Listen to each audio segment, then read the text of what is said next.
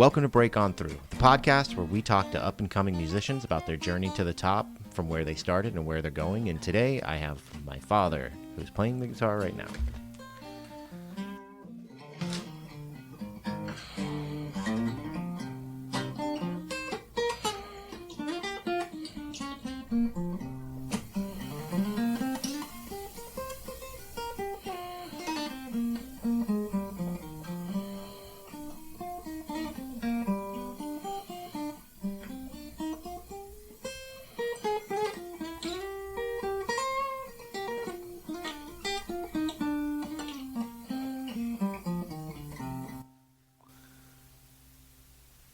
I love it. It sounds great. How you doing, Dad? Good. Awesome. I'm glad you could be here. I'm glad that you could make it here after your flight. I know you had a long day, but I appreciate you coming through. No, it's important. I don't know if you know this, but I actually started this podcast because of you. I don't know if I ever actually told you that. Oh, yeah, you had a... Well, growing up around you, I met a lot of, like, you and your friends and all you musicians and stuff, and it was like everybody tried to make it. And I think that the biggest tragedy in this world is honestly people with such talent that don't make it big. So the idea here is that I want to have people come on here that have that talent and talk about, like, the journey that they've taken in, like, through the music industry throughout the years. And, I mean, as far as I can remember, you've pretty much been through it all. So, Yeah, I was never really famous, but I went through a lot of stuff. you were locally famous. There's not a person. There's not a person back home that doesn't know you, which was kind of weird for me growing up because I was never like Steven. I was always, oh, you're Steve's boy. That was it, too. So the idea of this is that I want to talk to you kind of about where it started. Take me back to like. I know you said you started when you were like, how old? About 8? 9. 9. Do you remember what it was that got you interested in wanting to like play the guitar and get into music? Well, I go way back if you want to know. Oh yeah, I want to go way back. Why I got interested in music. Like talking to your grandmother about. I used to be home when I was a little boy, and she would put a stack of records on like a small jukebox, 45 records, and I'd play them, and then I would take them all and flip them over and play the other side and keep doing it all day long. And then when I was about maybe 7 or 8, she got me an accordion, so I took lessons. And then they couldn't afford the big one, so she said, "What do you want to do for your birthday?" I said, "Can I have a guitar?" And she said, "Yeah." And she went to the local Western Auto. Western Auto? Paid $20 for a big hollow body guitar. It was bigger than I was. This would have been what, like mid-60s? Oh man, you would Would have. it would have had to been about mid-60s. It was probably 68, Oh wow. 7, and she sent me to this guy, friend of mine, Raymond Donker, greatest teacher ever. She was friends with the brother and everything, and she said, "You got to promise me one thing. If he's not that good, he says, I won't waste your time. I'll let you know in a few weeks if it's worth teaching him or not." And he said, "Yeah, it's worth keeping it going." And Wow. And that's how I learned to start playing. So clearly the teacher saw some kind of potential there. Well, that's awesome. He said he had 100 students and he had a handful that were worth doing. A friend of mine. I remember you telling me once that he was kind of strict. Oh, wicked. Yeah, what would he Sometimes do? I'd come in, if I didn't learn anything, yell at me, I'd be scared. I was just a shy little boy. I was like terrified. And back in the 60s, they could really give it to you. Oh, no, he could anyway. Yeah. I saw him a few years back. I was playing for St. Mary's School. There was a closing of a Catholic school. He showed up. No kidding. And I talked to him in depth for about a half hour. Man, how long ago was that? Oh, maybe 4 years ago. Oh, wow, so he's still around. Oh, yeah, he stays at home mostly. He plays and he goes golfing. That's pretty much Hey, it. that sounds like a pretty good retirement. He kept going with me even when his wife passed away when his girls were young from cancer, and he still gave me lessons at the house. Yeah. But it felt weird going in there. Yeah. Like when you were a kid, did you meet like a lot of other kids that took the same same class as you, or I guess because you had the same teacher? Well, like I want to get up to you can just set that down there if you want. Hang on, let me get rid of this phone. Okay. It's probably my sister. If you want it here, I'll tell you what. Why don't you pass me the guitar and I'll set it on the rack over here. The guitar. Oh yeah, yeah. I didn't know if I was playing anymore. Well, if we do, we'll set it up in a little bit. But basically, what I was talking about is, like, I know that you got to a point where in high school, like with Ricky and stuff, like you got to a point where That you was were a big deal. yeah, well, you were playing in like a band before, I guess, what we could consider like the big band you ended up in.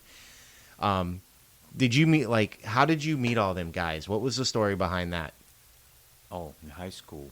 Well, I started playing when I was in the 8th grade, and then the freshman year, I met a guy named Rich Ferreira. Mm-hmm. He told me he played drums, so we went over his house, and we played and played, and they had a trumpet player, but it didn't work out.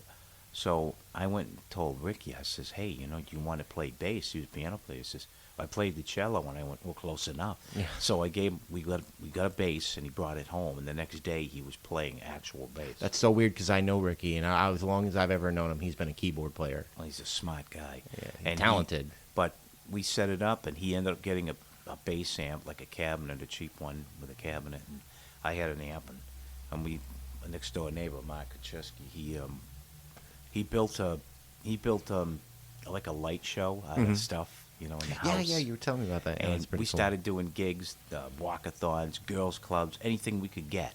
Mhm. So that's how you get your name out there. So by the time we were done, he was the class president. Mhm. We were doing all the pep rallies.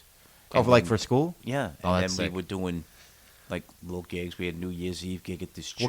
What kind of music were you playing back then? Well, it was all like rock stuff. Yeah. We were doing like Deep Purple music. All right. But we weren't that good at it. But we were just we were like Bill and Ted. Yeah, that's awesome though. But and then we took we did like Grand Funk and Deep Purple stuff and like Hendrix, but no, we didn't really do it well. What was your setup like? What were you using when you were playing those It was shows? so long ago, and we was just kids. We had a PA system bought at Radio Shack with bullhorns on each side. What kind of guitar were you using? It was a copy of an SG, a Guild copy. That's Great cool. guitar. Bought it at a Trash and Treasure shop. Man, I bet that thing would be pretty cool now. Yeah, I probably would. Yeah. And I had like a little fuzz box, one of those big old metal muff. ones. The you big know. muff. Yeah, it was great. I want one. Yeah, and that's how we did our gigs. Yeah. And we just traveled, to the different places, a couple of cars, and the guy threw his drums in the Do you trunk. remember the name of like your band? Yeah, it was Well- called Axis. Oh, it's actually pretty good. Well, he was bass player Ricky. He was a history, Yeah. U.S. history guy. He got a degree, and he wanted to name the band after the Axis powers in Europe. That's cool. And That's so really cool. the name was really good to use. So like AXIS? Yeah. Oh man, So, that's really good. And then we saw the album Axis Bold as Love, and we went, oh crap, we didn't know. You can't use that anymore. And we were like, no, we use the name. But and we played till Ricky went to college. My senior year, we didn't have a band anymore, but we did it for 2 years straight. Wow. And we played, every other weekend. Well, you couldn't have been that bad then. I mean, because No, if you were getting we gigs, got gigs. yeah, we that's actually awesome. got these gigs. The big one was the girls' club. The girl.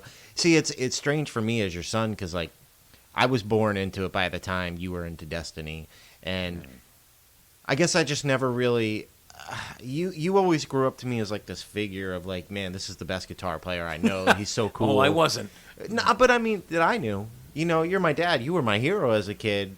I mean, you still are. But what I'm saying is, as a kid, it like I had an episode before this with Megan, and we talked about how we internalize music differently.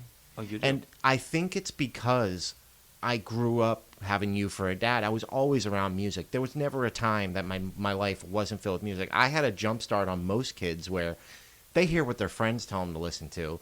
But I was already subjected to the 60s and 70s and some 50s music. Like, my music knowledge was so far beyond kids my age because of you, And it's really given me such a broad appreciation for music as I've gotten older. I listen to I listen to everything.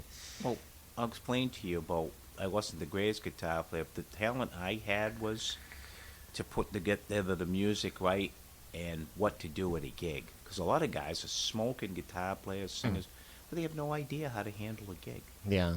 And that's their problem. They go out and they get the gigs, but they don't really know how to do it. Yeah, well, a lot of them haven't been playing for 50 years either. No, but when I was young, though, even we did that. Yeah. And we just kind of understood the way it worked. Yeah. And like we would make $100 a gig, we'd all get $33, the three of us. Hey, back And in $1 then, went that's in not the bad. band. $1 went in the band kitty. Yeah. So a question that I like to ask everybody is, what was the music that influenced you? And I don't mean like an overall generalization, but like what was the first thing that you heard musically that you were like, man, I want to play rock and roll. I want to be like this person. Well, I was maybe 10, Mm. and we were living in Winton, but we were Mhm. the guys that were teenagers. They Mhm. hung out and they smoked pot in the hallway. Yeah. But they would come in They the still do. house, and what they would do is they would bring albums over every time they came. Here, the first album was Doors, Mhm. Morrison Hotel. I listened to that and it changed my life. Yeah. Right? And then it was a Grand Funk Railroad album. And that made me say, wow, they do this too? He brought over Janis Joplin Pearl album. And I said, Awesome. and I was like, wow. And then it was the Coupe de Gras, the Hendrix album came. Oh. And I turned that on, and when I got done listening to it, I took the guitar amplifier with my guitar as a kid, plugged it in, I turned it all the way up, and just practiced making harmonical sounds and Yeah. like using the feedback to do guitar. And it was like an epiphany. And I went, man, that means I can do anything, Yeah. Because I was always, we learned songs like during the age and later, but like the song. I was always and forever will be an improv guy. Yeah. Yeah. Yeah. I don't like learning songs by the record, and in my life now, I don't need to do that. No more. Yeah. Yeah. I agree. And I like it when people kind of do their own. It's what you do. Yeah, when they do their own version, because there's already somebody doing the original. Now it's time, like, if you're going to learn a song, it's fine to learn the song note for note, but it comes a point where to make it yours, you have to put your spin on What it. you have to do is very careful, like, playing out, is that you make the songs and play it kind of your little spin a little bit, but you have to make sure it still sounds like the original song. Yeah, I used for to go out and see guys, and you like, a friend of mine, Jim Bond, he said the same thing. You'd be watching, and you're waiting, like, for a minute, and you don't even know what the song is, and then you go, oh, it's that. Yeah, you hear the hook or You something. can Yeah. never do that with somebody's cover music because it's a big mistake. Yeah. Because you look cheesy and you look lousy. Yeah, it looks weird. Sounds weird. It sounds weird. You want your own spin? Write your own song. All right, so I do have, like, pre-written down questions. Please. I'm going to throw some out there. Oh yeah. The first one I have is, did you ever see yourself doing anything different outside of music, or maybe even in music, but different than just playing the guitar? No. No? I had no aspirations as a child. I just figured I'd play until somebody told me to go home. That's awesome. Hey, but it worked out. Yeah, and then I learned I could sing. So, Man. So you never really thought about doing anything else, huh? No, as a kid, everybody wants to be the rock star, but you learn pretty quick that your nose goes in the dirt pretty fast. Man, Grandma doesn't even know how much she changed the course of history for your life. Oh, yeah, she does. Well, you know what I mean. Like, Do you know that she went without lunch and everything? I don't doubt that. Just to give me my guitar. yeah, I lesson? don't doubt that. Grandma's amazing. She wanted me to do it, Yeah, I don't doubt that at all. and that was kind of cool. I have another question, but you please. we've already answered it. Because What it is was, it? And I'll did tell you you more. take lessons or attend music Well, school? yeah, but I only took lessons from him from 9 till I was like 15, and one day he said to me, "Well, I taught you everything I can teach you. You're gonna have to either get another teacher or do what you want." And I says, "Well, you know what? I'll just pick stuff up myself and improv." Yeah, And I was very happy with that. That's the way I lived. that's awesome, though. And when I got into bands where I had to learn note for note, I was very unhappy. Yeah. I didn't like it. Well, you didn't really get stuck in that too much. Oh, Is that what you did in Destiny? yes. Oh, I didn't. Man, see, because I was a little kid.